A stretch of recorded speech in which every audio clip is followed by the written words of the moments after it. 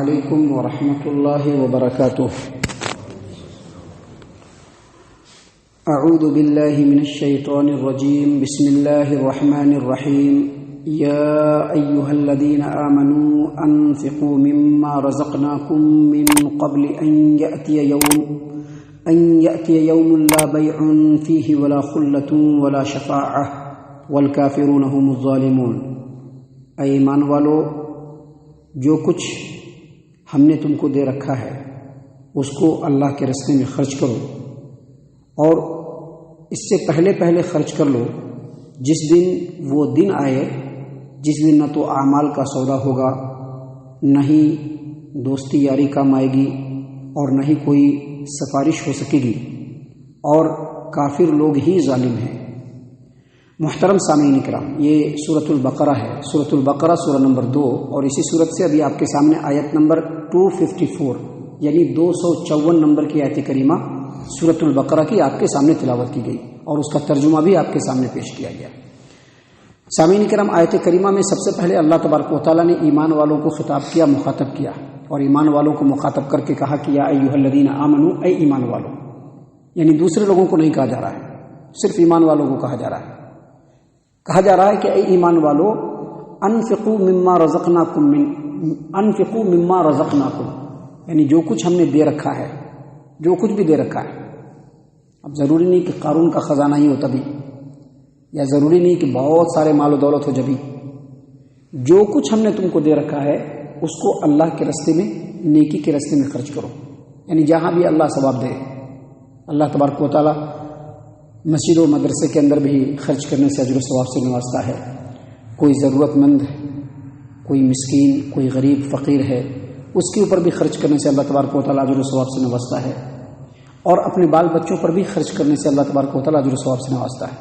تو اللہ تبارک و تعالیٰ نے یہاں پر یہ حکم دیا ہے کہ انفقوا مما رزقناکم، جو کچھ ہم نے دے رکھا ہے اس میں سے نیکی کے راستے میں خرچ کرو۔ دیکھیے، اللہ کے راستے میں خرچ کرنا یہ بہت ہی زبردست عمل ہے، بہت ہی بڑا عمل ہے۔ اللہ کے راستے میں خرچ کرنے کے لیے سب سے پہلے بہت بڑا دل ہونا چاہیے۔ دوسری بات، شیطان سے لڑ کر کے دینے کی اپنے اندر صلاحیت ہونی چاہیے۔ یہ دونوں چیز ہوگا تبھی بندہ اپنے مال کو اللہ کے راستے میں خرچ کرتا ہے، وگرنہ دنیا میں بہت سارے ایسے اللہ کے بندے ہیں جو اپنے مال کو سینت کر کے رکھتے ہیں، سینت کر کے رکھتے ہیں، اس کو اللہ کے راستے میں خرچ نہیں کرتے ہیں۔ تو اللہ تبارک و تعالیٰ نے اللہ کے راستے میں خرچ کرنے کے اوپر بہت سارے اجر و ثواب کا وعدہ فرمایا ہے۔ دنیا میں بھی خیر و بھلائی دیں گے، برکت دیں گے، اچھائی دیں گے، آخرت میں بھی بے شمار اجر و ثواب دیں گے۔ اس کا وعدہ اللہ تبارک و تعالیٰ نے بھی کیا ہے، اور پیارے رسول صلی اللہ علیہ وسلم نے بھی کیا ہے۔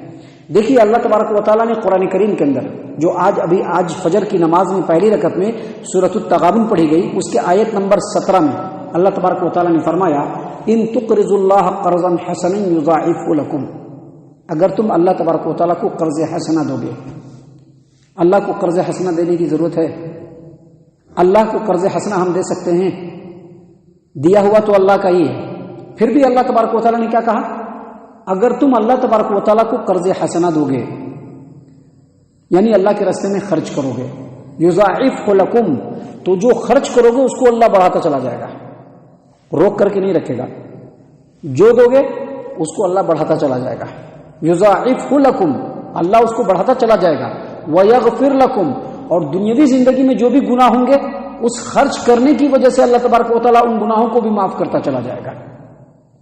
واللہ شکور حلیم، اللہ تبارک و تعالیٰ بڑا ہی قدردان ہے، بڑی قدردانی کرتا ہے۔ جو نیکی کا عمل کرے گا اللہ اس کے لیے بڑی قدردانی کرتا ہے، اور اللہ تبارک و تعالیٰ انتہائی بردبار بھی ہے۔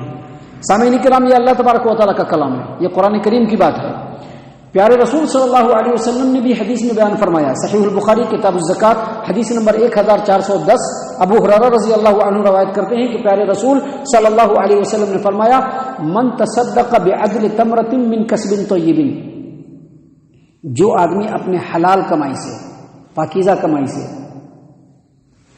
کھجور کے ٹکڑے کے برابر بھی اللہ کے راستے میں خرچ کرے گا، اللہ فرماتے ہیں، اللہ کے رسول صلی اللہ علیہ وسلم فرماتے ہیں فإن اللہ تبارک و تعالی یتقبلها بیمینہ، اللہ تبارک و تعالیٰ اس کو اپنے داہنے ہاتھ سے ایکسیپٹ کرتے ہیں، قبول کرتے ہیں۔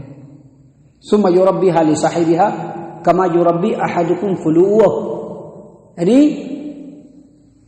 اللہ تبارک و تعالیٰ اس کو اپنے داہنے ہاتھ سے ایکسپٹ کرتے ہیں، پھر جس طرح سے تم میں سے کوئی ایک آدمی اپنے گھوڑے کے بچڑے کو یا بیل کے بچڑے کو، گائے کا جو بچڑا ہوتا ہے اس کو یا گھوڑے کا جو بچہ ہوتا ہے اس کو جیسے پرورش کرتا ہے، اس کو پالتا پوستا ہے، اس کو بڑھاتا ہے، ویسے ہی اللہ تبارک و تعالیٰ اس کھجور کے ٹکڑے کے برابر جو کیا ہوا صدقہ ہوتا ہے اس کو اللہ تبارک و تعالیٰ پرورش کرنا شروع کر دیتا ہے، پالنا پوسنا شروع کر دیتا ہے، حتی تکون مثل الجبل، یہاں تک کہ وہ ایک ٹکڑا جو کھجور کا ہوتا ہے وہ پہاڑ کے مانند ہو جاتا ہے اور اجر ثواب ہو جاتا ہے وہ۔ تو اللہ تبارک و تعالیٰ نے اللہ کے راستے میں خرچ کرنے کے اوپر بے شمار اجر و ثواب کا وعدہ کیا ہے۔ اللہ تبارک و تعالیٰ نے فرمایا یا ایھا الذین آمنوا انفقوا مما رزقناکم، اے ایمان والو جو کچھ بھی ہم نے تم کو دے رکھا ہے اس میں سے اللہ کے راستے میں، نیکی کے راستے میں خرچ کرو، اور پھر اللہ نے کیا کہا؟ جلدی خرچ کرو، کیونکہ کب موت آئے گی کوئی گارنٹی نہیں۔ ہماری موت جس دن آ گئی بس اسی دن قیامت ہے، یاد رکھیے گا۔ اس لیے پہلے ہی ایمان والا کہہ دیا گیا ہے کہ قیامت ہوگی، قیامت کو اس کے بارگاہ میں کھڑے ہونا ہے، اپنے تمام عملوں کا حساب کتاب دینا ہے۔ یہ صرف ایمان والوں کو ہی یقین ہوتا ہے، دوسرے لوگوں کو نہیں، صرف ایمان والوں کو۔ اگر ایمان والوں کے علاوہ دوسرے لوگوں کو بھی یقین ہوتا کہ ہم کو کل اللہ کے بارگاہ میں کھڑے ہونا ہے تو آج فجر کی نمازوں میں مسجدیں خالی نہیں ہوتی تھی۔ کہنے کے لیے مسلمان ضرور ہیں لیکن ایمان والے نہیں ہیں، وگرنہ اگر یقین ہوتا کہ کل اللہ کے بارگاہ میں کھڑا ہونا ہے تو فجر کی نماز میں مسجد میں آ کر کے نماز پڑھتے تھے، اللہ کو راضی کرنے کی کوشش کرتے تھے، اپنے گناہوں کی معافی مانگتے تھے، لیکن یقین نہیں ہے۔ جب ہوگا قیامت دیکھا جائے گا، کوئی پرابلم کی بات نہیں ہے، اس کے لیے کہیں کو اتنا ڈرامہ کرنا۔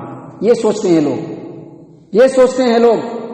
سوچتے ہیں کہ چھوڑو یہ تو مولویوں کا کام ہے، یہ ہمارا کام تھوڑا ہے کہ جا کر کے مسجد میں نماز پڑھنا۔ یہ بات نہیں ہے، یہ ایمان والوں کا کام ہے، یہ ایمان والوں کا کام ہے، دوسرے لوگوں کا کام نہیں ہے۔ یہ ایمان والوں کا کام ہے مسجدوں کو آباد کرنا۔ اسی لیے اللہ تبارک و تعالیٰ نے کہا پہلے ہی کیا، ایمان والوں جو کچھ ہم نے تم کو دے رکھا ہے اس کو اللہ کے راستے میں خرچ کرو، اس دن کے آنے سے پہلے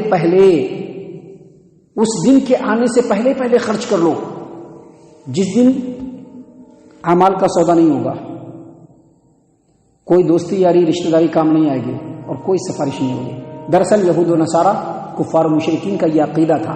ان کا کیا عقیدہ تھا کہ ان کے جو بزرگان ہیں، ان کے جو پیشوا ہیں، جو ان کے انبیاء ہیں، ان کے ولیاء ہیں، ان کے علماء ہیں، اللہ تبارک و تعالیٰ کی بارگاہ میں ان کا اتنا اثر و رسوخ ہے کہ اللہ تبارک و تعالیٰ کے اوپر اپنی شخصیت کا دباؤ بنا کر جس کو چاہیں گے بخشوا دیں گے اور ہم لوگوں کو بھی بخشوا دیں گے، بخشوائے بغیر نہیں چھوڑیں گے۔ یہ بالکل ویسے ہی عقیدہ کفار و مشرکین اور یہود و نصارہ کا جو آج کے ڈیٹ میں نادان مسلمانوں کا بھی ہے۔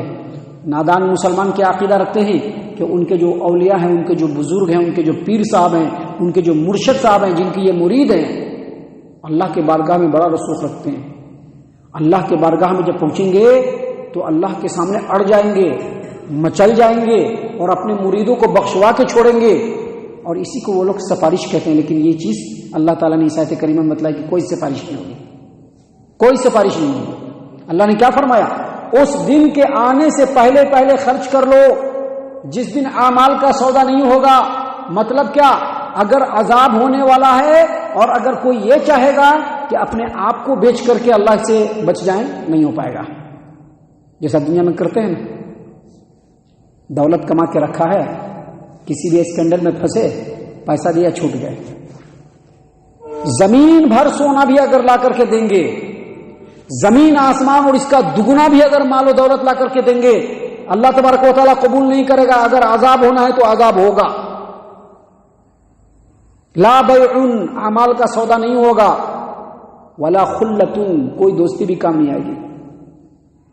حضرت کے بیٹا ہیں بول کر کے نہیں ہونے والا ہے بات، پیر صاحب کے بیٹا ہیں بول کر کے بات بننے والی نہیں ہے، امیر صاحب کے بیٹا ہیں بول کر کے بات بننے والی نہیں ہے، بات نہیں بننے والی ہے۔ ابراہیم جو کہ خلیل اللہ ہیں، ان کے باپ کی بھی نہیں گلے گی، ان کے باپ کی بھی نہیں گلے گی، دال گلنے والی نہیں ہے، عمل ہونا چاہیے۔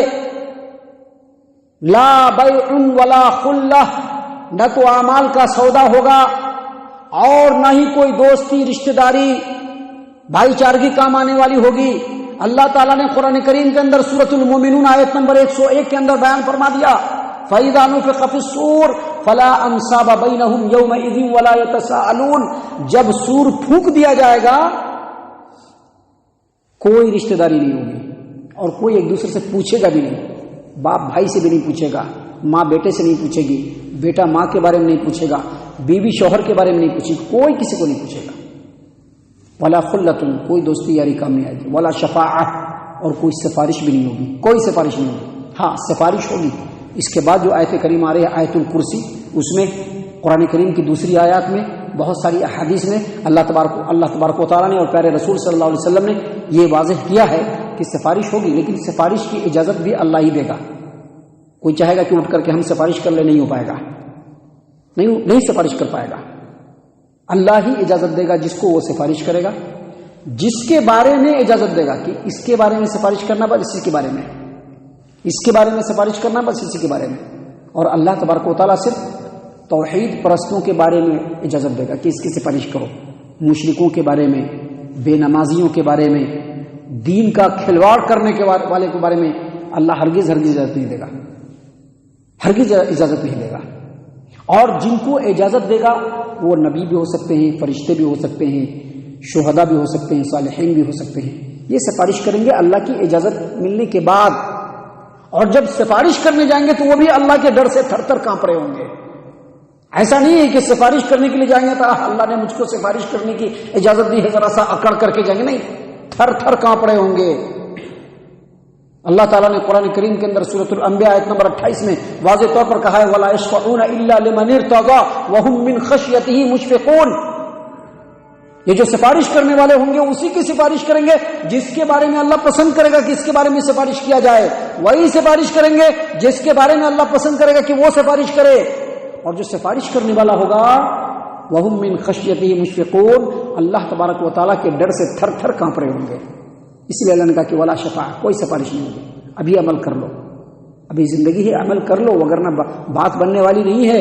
اس کے بعد آخر میں اللہ تبارک و تعالیٰ نے فرمایا والکافرون هم الظالمون، اور جو انکار کرنے والے ہیں دراصل وہی ظالم ہیں، جو ان باتوں کا انکار کر رہے ہیں، جو دنیا میں مستی مار رہے ہیں، اچھے اچھے گھر مل گئے ہیں، بہترین کاروبار ہے، دولت کا انبار ہے، گھر میں پڑے ہوئے ہیں، کوئی اللہ سے مطلب نہیں، کوئی اللہ کی تعلیمات سے مطلب نہیں ہے، ایسے لوگ اللہ نے کہا کہ ایسے ہی انکار کرنے والے ظالم ہیں۔ محترم سامعین کرام، یہ ساری باتیں ہیں جو اللہ تعالیٰ نے بڑی کھول کھول کر کے بیان فرمایا ہے، جس پر صرف غور و فکر کرنے کی ضرورت ہے، اپنی دنیا کی زندگی کو سنوارنے کی ضرورت ہے۔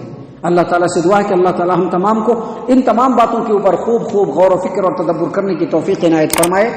اللہ تبارک و تعالیٰ ہم تمام کو صحیح معنوں میں پکا سچا مومن مسلمان بنائے، اللہ اور اس کے رسول صلی اللہ علیہ وسلم کی اطاعت و فرما برداری کرنے والا بنائے، صحابہ کرام رضی اللہ عنہم کے طریقے پر چلنے والا بنائے، جنت الفردوس میں جگہ عطا فرمائے۔ اے اللہ ہم تمام کو جہنم سے پناہ دے، اے رب العالمین ہم تمام کو جہنم سے پناہ دے، اے مالک الملک ہم تمام کو جہنم سے پناہ دے، آمین یا رب العالمین، وما علینا الا البلاغ المبین۔